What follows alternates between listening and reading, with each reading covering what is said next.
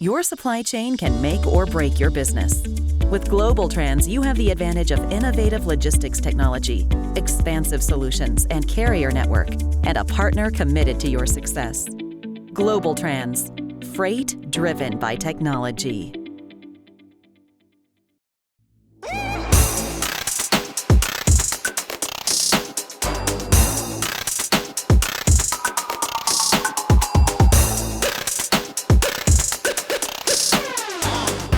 Welcome to Off the Supply Chain, the show for shippers and all the ways we think about the interconnected relationships of the supply chain. Each week, we bring you competitive banter and compelling analysis from 3 industry experts. For over a year, we've watched the world's 2 largest economies exchange tit-for-tat tariffs on billions of dollars of one another's goods. A few weeks ago on Off the Supply Chain, we debated the current trade war. Today, we're digging a bit deeper, asking the question about China's rise and the U.S.'s fear of what's been dubbed the peaceful revolution. Should the U.S. fear the rise of a world power that's not a democracy? We consider these and other questions on today's episode. Now to our host, Chad Prevost. Welcome to another episode of Off the Supply Chain. We have 3 panelists ready to take on the topic of China Rising. General Manager of Content at FreightWaves, Ella Smith making another appearance. Welcome. Executive Editor of FreightWaves, John Kingston making his debut. And FreightWaves media host and supply chain veteran, Tim Dooner making another appearance. Welcome back. Welcome to the show, guys. Here are the rules of the game. Each guest gets 40 seconds to respond with a 30-second follow-up. We keep score, and the winner is the Supply Chain Champion of the Week. You'll have to think about what you do with your time after you win. If you hear this sound, you have 10 seconds left. If you hear this sound, you are out of time. If you hear this sound, you get a point. And if you hear this sound, you lose a point. According to a recent Pew Research Center survey, 60% of Americans have an unfavorable opinion of China. That is the highest it has been in more than a decade. Americans don't just dislike China, they also view the nation as a threat. The Pew Research Center says almost a quarter of Americans see China as posing the biggest threat to the U.S. in the future, tied at 24% with Russia. What were our fundamental misunderstandings about China over the past 2 decades as trade policies loosened up? Let's start with Ellis. Well, I think we had a couple of them. Number one, which is not as economic, we thought that as we opened up our economy to China, the world, when I say our, that they would loosen up their restrictions on personal freedoms, which didn't happen. We also thought that if we played by the rules and sort of showed them, hey, here's how we respect intellectual property and so on and so forth, and let our currency float freely, that they would also do that. That also hasn't happened. They've played by the rules they want to play by enough to open up and free their economy to support innovation, but not enough to actually truly allow I think trade to flow freely in both directions. John Kingston, what seems to have gone wrong? Well, I don't think necessarily it's a question of going wrong, but what I'm kind of surprised at is everybody assumes that these tremendous growth rates are going to go on ad infinitum and China's going to become the economic world power. I think people are overlooking their massive demographic issues. They're a country that is going to get old before it gets rich. They're going to have declining population after around 2030. This one-child policy has left them bereft of young workers to support all the old workers.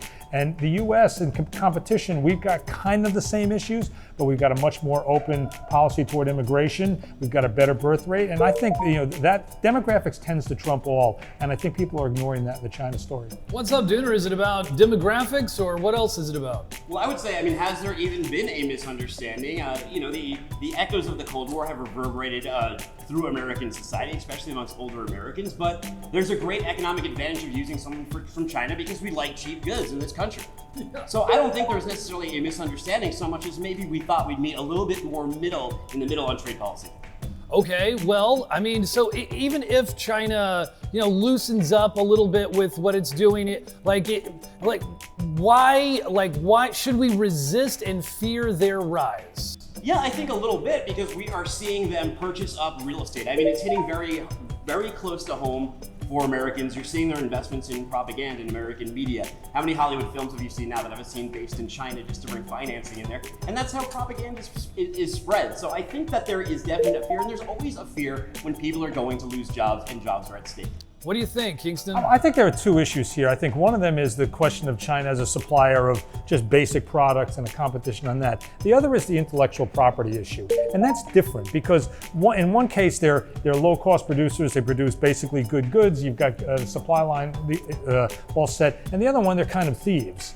And the intellectual property issue, quite frankly, I think the biggest thing that the Trump administration did wrong was pull out of TPP, because I think TPP would have been a very good tool to confront the Chinese on intellectual property violations.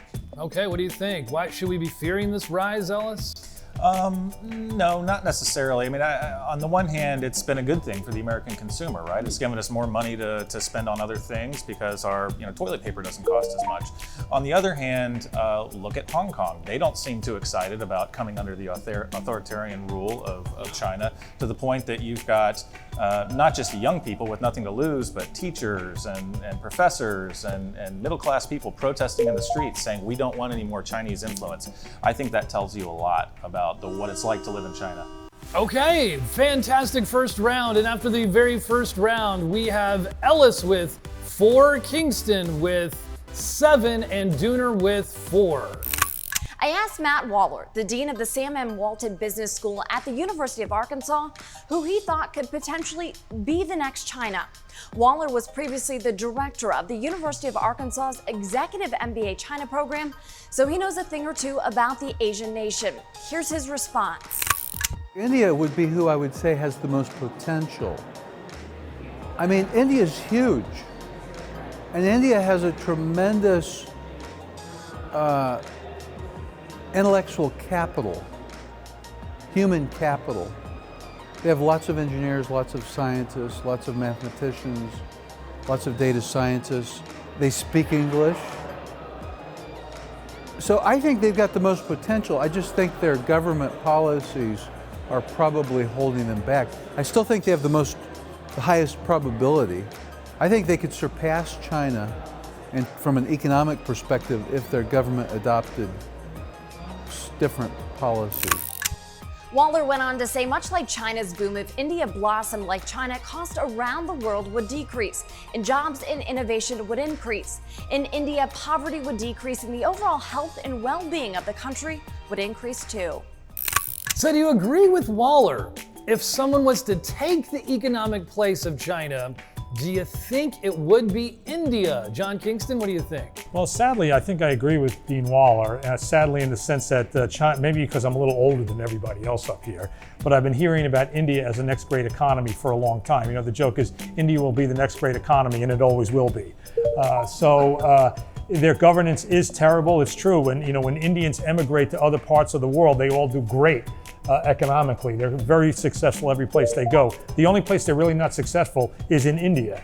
And what does that tell you? That tells you that it's their structure, it's their governance.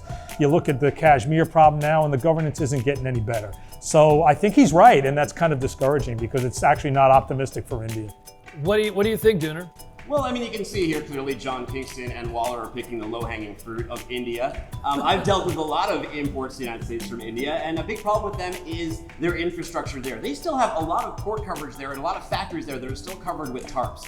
But I think there's also a misconception that there has to be just one country that replaces China, but we're talking about a global economy, so there can be a ton of mini Chinas. You can even look at a country right now like Ethiopia. Now, Ethiopia is about 50 years away from being China. However, if you look at the IMF, their growth is at 8.5%, while the world index is about like 3.5, so that's about 2.5%, 200% better, whatever. A lot better. What do you think, Ellis? Well, I think the dean is right, and Kingston is right as well, that they have terrible bureaucracy there, somewhat capricious policies. I mean, we were looking at Walmart bought a company there, an e-commerce company, and Amazon moved in, tried to make investments in the country, spend billions of dollars, and the next thing India did is they levied all these e-commerce rules and basically made it impossible to do business. So there's other capricious measures, such as they'll suddenly levy back taxes on you for millions and millions of dollars for unknown reasons. So what business is like is predictability, and the government and the rules in India are somewhat unpredictable, which makes it hard to do business there. Yeah, another country for me that's maddening is the Philippines. Kind of like the Dean noted that India is a very English-speaking country. So is the Philippines. That's why you get a lot of call centers in the Philippines. But they've got terrible governance now with President Duterte, I guess is how you pronounce his name. So you really can't go much past your government. I think that ultimately probably has held back China even so a little bit. But you look at India, you look at the Philippines, and you think, what could have been. Well, what do you think, Dooner? You said that there could be a lot of different, who would be, besides Ethiopia, who could be collectively or individually one of these emerging ethno-states? Well, you look at Bain, they deal with a lot of toy companies. They've already moved a lot of manufacturing to Vietnam. But the problem here is when we talk about displacing China, China's making a lot of these investments in countries, especially ones that are having a hard time getting loans from banks and getting US dollars. So it's difficult to replace China because China is just going to go where the money is. And a lot of these developing nations need the money because they cannot get the credit from US banks to pay suppliers. Very interesting points. Ellis, do you want to conclude? What do you think? Yeah, I think China is going to have problems as long as it does not do business by understandable rules. If you open up, we had a company here in Chattanooga where we're located, try to make parts for washing machines out of China. And they were doing a great job. It was a lot cheaper than making them here. Everything was going great until some mysterious company opens up across the street selling the exact same parts, making the exact same parts, and trying to sell it to GE and underbid them on the price. And I think that's always going to be a problem. If China can't guarantee they're not going to steal from you, then you're not going to want to do business with them. And at the end of round 2, it is Ellis with 8, John Kingston with 11, and Dooner with 10.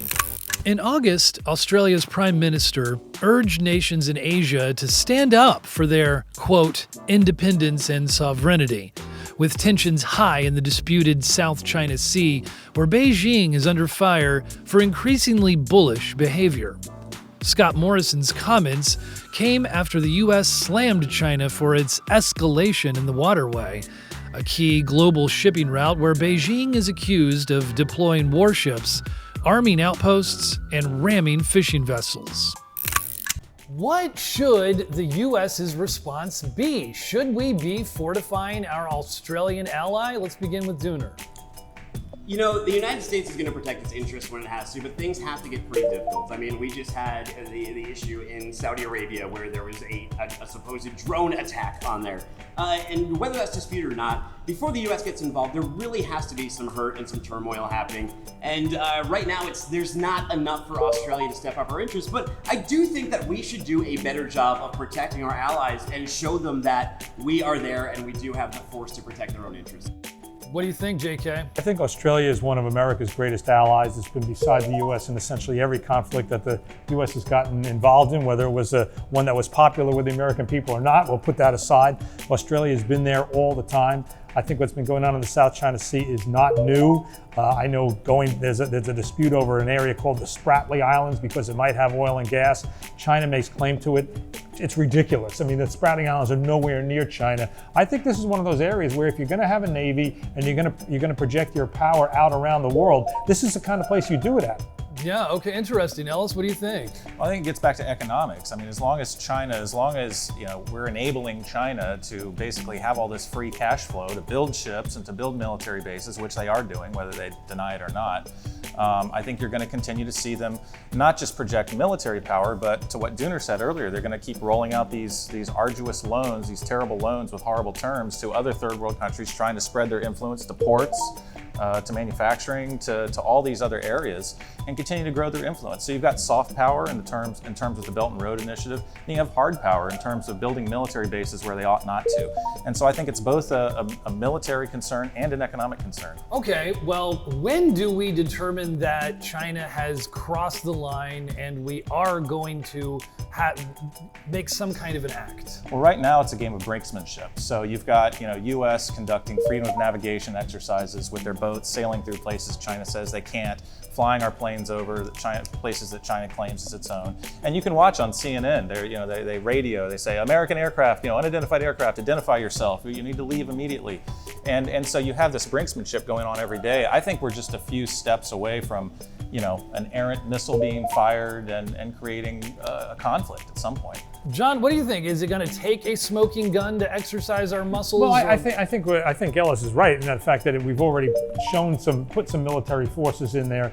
We've already moved some ships into the area, show of force sometime. Maybe that needs to be more consistent. So I think we're on the right track. I think it needs to continue. This is, if you're going to push back against China at all, this is the place you're going to push back at. I just can't think of a more suitable ground for that. Okay, well, what would be the conditions perhaps that would lead to that? What do you think, Dooner? Yeah, I mean, well, war itself is incredibly disruptive. So a war with China is going to take a pretty big smoking gun, maybe a smoking missile, maybe a smoking nuke, Chad, because if you think about the impact, if we talk about the trade war and what it's done to the ports, what do you think a war with China is going to do that would completely shut off trade?